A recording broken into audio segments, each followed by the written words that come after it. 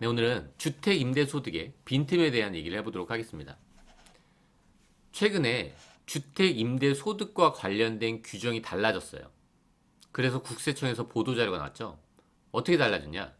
전년 주택임대 수익금액 2천만 원 이하자도. 왜 전년이라고 했냐면 귀속되는 소득이 2019년도 1월 1일부터 12월 31일까지의 수익금액을 기준으로 올해 5월 달에 신고하는 거기 때문에 그런 거예요. 어쨌든 그분들도 올해 소득세 신고 대상이 된다는 거죠. 원래는 주택 임대 소득은요, 과세였어요. 근데 사람들이 아무도 신고를 안 했죠. 그러니까 점진적으로 바꾸려고 작년까지는 2천만 원 초과자에 대해서만 과세했던 거예요. 그리고 올해부터는 2천만 원을 넘지 않는 분도 과세를 하겠다는 거죠. 이 문구가 눈에 띄더라고요. 소득이 있는 곳에 세금이 있다는 과세 원칙에 따라서 총 수익금액 2천만 원 이하자도 소득세를 과세한대요. 사실 저는 이 문구 때문에 오늘 영상을 갑작스럽게 만들었는데, 그럼 소득이 있는 곳에 세금이 없는 경우는 어떤 경우일까요?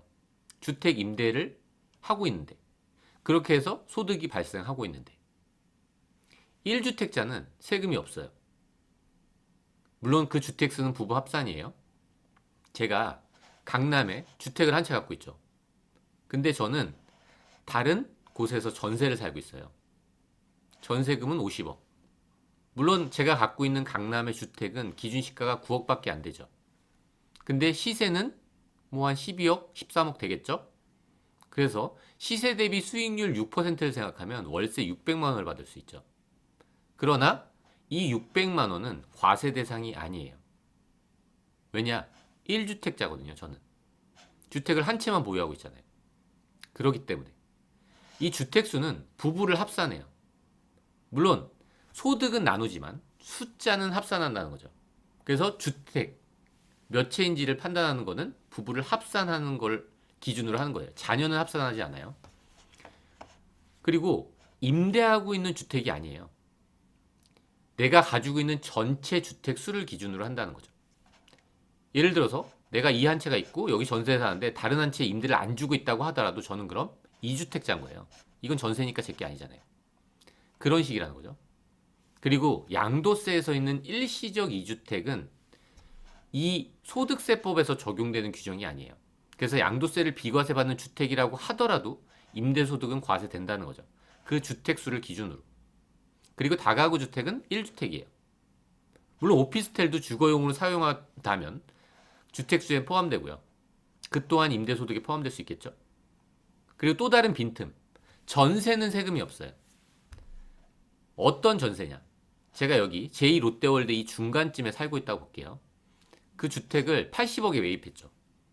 근데 그 주택을 100억의 전세를 주고 있어요. 누군가한테. 근데 옆에가 하나 더 나가지고 한 채 더 샀죠. 80억 주고. 전세를 또 놨는데 전세금이 100억이에요. 전 전세로 200억을 받았죠. 저는 세금이 없죠. 주택 임대 소득의 과세 대상이 아니에요, 저는. 왜 그럴까요? 9억이 넘어도 저는 가지고 있는 주택을 다 전세로만 놓고 있어요.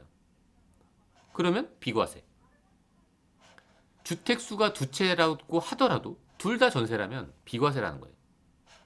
금액에 무관하게. 그러니까 당연히 9억이 넘는 주택수 두 채를 전세로 전세금으로 200억을 받고 있다고 하더라도 저는 주택 임대 소득이 과세되지 않아요. 그리고 제가 심지어 100채의 주택을 보유하고 있다고 하더라도 모두 전세라면 세금이 없죠. 주택 임대 소득이 과세되지 않는 거예요. 물론 그 기준은 있어요. 40제곱미터 이하, 기준시가 2억 원 이하여야지 가능한 거예요. 모두 전세라면. 이 중에 한 채라도 월세가 있으면 과세되겠죠. 그러면 지금까지는 바꿀 수 있는 게 없잖아요. 그럼 지금 선택할 수 있는 건 뭐가 있을까요? 지금 내가 임대소득 과세 대상이 아니게 될 수 있는 거. 공동으로 소유한 주택은 그렇게 될 여지가 있어요. 예를 한번 들어볼게요. 3명 있죠. 제가 있고, 한 명 있고, 한 명이 더 있어요. 주택을 같이 투자했어요. 3명이서. 이게 주택의 보유 지분 비율이에요. 20%와 80%. 49%와 2주택은 49%와 51% 이렇게 갖고 있다는 소리겠죠? 대구에 있는 주택은 내가 49%, 51% 이렇게 된다는 거예요. 그리고 인천도 마찬가지죠. 요렇게. 이게 주택수를 한번 판단해 볼게요. 이 사람. 제가 주택수가 몇채일까요? 저는 분명히 4채를 다 가지고 있죠. 물론 일부 지분을 갖고 있지만. 근데 다른 사람 지분이 항상 저보다 다 컸어요. 크죠? 다른 사람 지분이? 여기서도 마찬가지로 더 크잖아요. 여기서도 마찬가지로 더 크죠? 여기서도 마찬가지로 더 크다는 거예요. 그럼 저는 주택수가 한 채도 없는 상태가 되는 거예요. 이 사람은 어떨까요? 지분 비율이 높은 사람의 주택수가 되는 거예요. 이 사람은 여기 높기 때문에 이거. 이건 똑같죠? 지분 비율이 높은 사람이 두 사람이네요. 똑같게. 그러면 각각 한 채로 봐요. 여기에서 선택할 수 있는 부분이 생긴다는 거죠. 예를 들어서 이 셋이서 주택을 딱 요렇게만 갖고 있다고 볼게요. 그럼 저는 주택수가 없죠. 왜냐하면 제일 낮은 지분을 갖고 있으니까. 주택수가 없게 돼요. 이 사람은 주택수가 2채예요.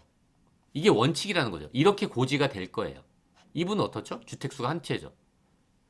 근데 이 경우에 이렇게 선택할 수 있다는 거죠. 이 사람은 한 채로 동일하죠? 원래는 이렇게 고지된다니까요.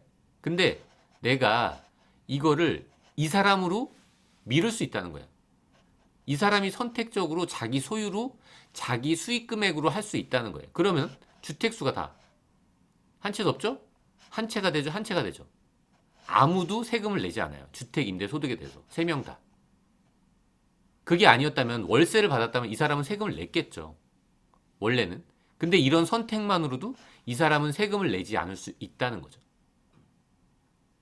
좀 더 확장해 볼까요? 원래는 전 주택이 없었어요. 낮은 지분만 있었죠. 근데 이 사람은 3채 있었어요. 이 사람은 어떻죠? 2채 있었어요. 근데 아까 같은 그런 선택을 했다면 이 주택들이 모두 전세라면 그렇다면 아무도 세금을 내지 않아요. 이 3명 다. 이런 선택권이 있다는 거죠. 아직 5월이 안 지났잖아요. 이런 선택을 하실 수 있겠죠? 이때 임대 수익 금액의 귀속자를 그로 정한 거예요. 그래서 그의 주택수가 되는 거예요. 이 부분은 좀 주의하셔야 되겠죠? 그럼 이렇게 빈틈이 많아 보이는 주택 임대소득 누가 도대체 과세 대상이 되는 걸까요? 일단 내가 주택이 한 채밖에 없어요. 근데 그 한 채 있는 주택이 베트남에 있는 거예요. 9개. 근데 월세를 받고 있네요. 그러면 그 부분은 과세. 저는 주택이 딱 한 채밖에 없는데 기준 시가가 9억 100만 원이에요. 그러면 그 주택을 전세로 놓고 있으면 과세되지 않지만 그 주택에서 월세 수입이 생긴다면 과세되는 거예요. 마찬가지예요. 제가 주택수를 이때 부부 합산이라고 했죠. 주택이 2채예요. 근데 2채에서 월세 수입이 발생하잖아요. 그럼 그 월세 수입은 과세된다는 거예요. 제가 2채를 소유하고 있기 때문에 그래요. 한 채는 월세가 아니어도 월세는 과세가 되는 거예요. 제가 3채를 갖고 있죠. 월세가 발생한다. 당연히 과세 대상이 되는 거고요.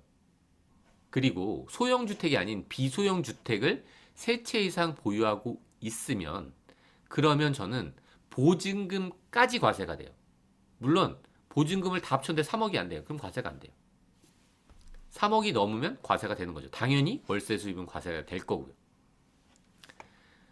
네, 오늘은 갑자기 제가 보도자를 보다가 그 소득이 있는 곳에 세금이 있다는 이 문구 때문에 좀 급하게 영상을 한번 만들어 봤습니다. 네, 오늘은 여기까지 하도록 하겠습니다. 끝까지 들어주셔서 감사합니다.